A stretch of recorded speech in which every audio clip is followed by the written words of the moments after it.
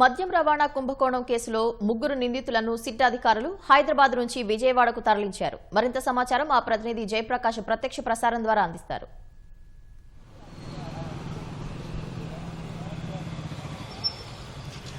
పవిత్ర మద్యం కుంభకోణం అంటే మద్యం ట్రాన్స్పోర్ట్ సంబంధించినటువంటి టెండర్ల కుంభకోణం కేసులో ఈరోజు నిందితులుగా ఉన్నటువంటి ముగ్గురిని ఇటు హైదరాబాద్ చెంచల్గూడ జైలు నుంచి ఈరోజు ఉదయం 9:30 గంటల ప్రాంతంలో సిట్ అధికారులు తీసుకొని విజయవాడ బయలుదేరారు. మరికొద్దిసేపట్లో విజయవాడకు చేరుకుంటారు. ఇందులో ప్రధాన నిందితులుగా ఉన్నటువంటి అప్పుడు బెవరేజెస్ ఎండీగా ఉన్న వాసుదేవరెడ్డి, అదేవిధంగా మద్యం కుంభకోణంలో A1గా ఉన్న కీలక నిందితుడు రాజ్ కాశిరెడ్డి, దాంతోపాటు వైకాపా హయాంలో మంత్రిగా ఉన్న కారుమూరి నాగేశ్వరరావు తనయుడు కారుమూరి సునీల్, ఈ ముగ్గురిని ఈరోజు తీసుకువస్తూ ఉన్నారు. ఇందులో ఇప్పటి వరకు అందినటువంటి సమాచారం ప్రకారం చూసుకున్నట్లయితే టెండర్ల ముసుగులో వీళ్ళు అవకతవకలకు పాల్పడ్డారని సిఐడి అధికారులు ప్రాథమికంగా గుర్తించారు. దీనిపైన కేసు నమోదు చేశారు. సుమారు 2 నుంచి 300 కోట్ల రూపాయలు ప్రభుత్వ ఖజానాకు గండి కొట్టారని, దాని నష్టం వాటిల్లిందని అందులో పేర్కొన్నారు. ఇందులో చూసుకున్నట్లయితే దీని ఆధారంగానే ఈడీ అధికారులు కేసు నమోదు చేశారు.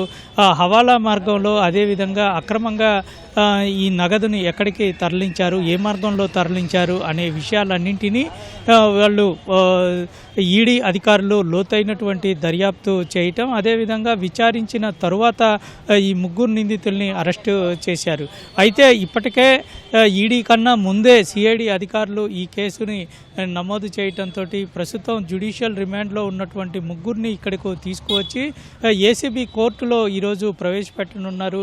ఏసీబీ కోర్టులో ప్రవేశపెట్టిన తర్వాత కోర్టు నిర్ణయం తర్వాత వాళ్ళు మళ్ళీ కస్టడీకి తీసుకునే అవకాశాలు అయితే కనబడుతూ ఉన్నాయి. ఎందుకంటే ఈ కేసులో సిఐడి విచారణ చేపట్టి లోతైనటువంటి విషయాలన్నింటినీ బయటికి తీసుకురావాల్సిన అవసరం ఉంది అని భావిస్తూ ఉన్నారు. ఇందులో ప్రధానంగా చూసుకున్నట్లయితే ఈ మద్యం రవాణా కాంట్రాక్ట్ అంటే మద్యం డిపోల నుంచి మద్యం సీసాలను ఇటు వాటికి షాపులకి, దుకాణాలకు తీసుకువచ్చే క్రమంలో వాహనాలను ఏర్పాటు చేస్తారు. వాటిని థర్డ్ పార్టీకి నోటీసులు టెండర్ల ద్వారా ఇవ్వాలని విషయాన్ని అప్పుడు నిర్ణయించి అప్పుడు టెండర్లు పిలిచారు. అయితే సిగ్మా కంపెనీ దీన్ని రాష్ట్ర వ్యాప్తంగా చేజిక్కించుకుంది.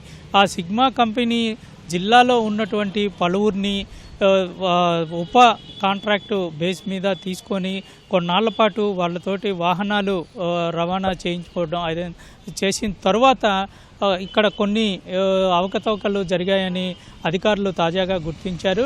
అందులో రవాణా ఏర్పాటు చేయటంలో, టెండర్లు దక్కించుకోవటంలో నిబంధనలు వ్యతిరేకంగా వాళ్ళు వ్యవహరించారని, అదేవిధంగా అందులో నగదు కూడా ఇటు నష్టం వాటిల్లే విధంగా అంటే తక్కువ దానికి ఎక్కువ కోట్ చేశారని, ఇటువంటి కారణాలతోటి కొంత ఇటు సిట్ అధికారులు గుర్తించారు. ఇక్కడ చూసుకున్నట్లయితే ఇప్పటి వరకు ఒక్కో మద్యం కేసుకు రవాణా ఛార్జీల కింద సుమారు ₹19.68 చొప్పున చెల్లించేవారు. అయితే జిల్లా స్థాయిలో ఈ కాంట్రాక్టుల ఖరారు విధానాన్ని రద్దు చేసి ఏపీబీబీఎస్ఎల్ స్థాయిలో కాంట్రాక్టు ఖరారు చేసిన తర్వాత ఒక్కో మద్యం కేసుకు సుమారు ₹35.57 చొప్పున చెల్లించారని, రవాణా ఛార్జీలు పెంచేసి ₹195.33 కోట్ల రూపాయలు దోచుకున్నారని, దీని వెనకాల కీలకంగా ఉన్నటువంటి రాజ్ కాశిరెడ్డి వ్యవహరించారని చెప్తూ ఉన్నారు. అప్పుడు రాజ్ కాశిరెడ్డితో పాటు అప్పుడు బెవరేజెస్ ఎండీగా ఉన్నటువంటి వాసుదేవరెడ్డి ఆయనకు సహకరించారని, మొత్తం ఎందుకంటే ఈ వ్యవహారం అంతా వాసుదేవరెడ్డికి ఖచ్చితంగా దానికి సంబంధించిందంతా పర్యవేక్షణ చేసే అధికారం ఉంటుంది. ప్రభుత్వం అంటే వైకాపా హయాంలో మద్యం విక్రయాలు, పంపిణీ, తయారీ వీటన్నిటికీ సంబంధించి అప్పుడు ఉన్నటువంటి బెవరేజెస్ ఎండీ పర్యవేక్షణగా ఉండి మొత్తం వాటన్నిటిని అతని కన్సర్న్లోనే నడిపించిన వైనం అందరూ తెలిసిందే.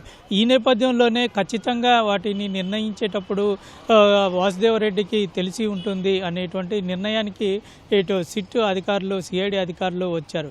ఈ క్రమంలో ఈరోజు మరికొద్దిసేపట్లో విజయవాడ తీసుకువచ్చి ప్రభుత్వ ఆసుపత్రిలో వైద్య పరీక్షలు నిర్వహించి వైద్య పరీక్షల అనంతరం విజయవాడ ఏసీబీ కోర్టులో ప్రవేశపెట్టనున్నారు.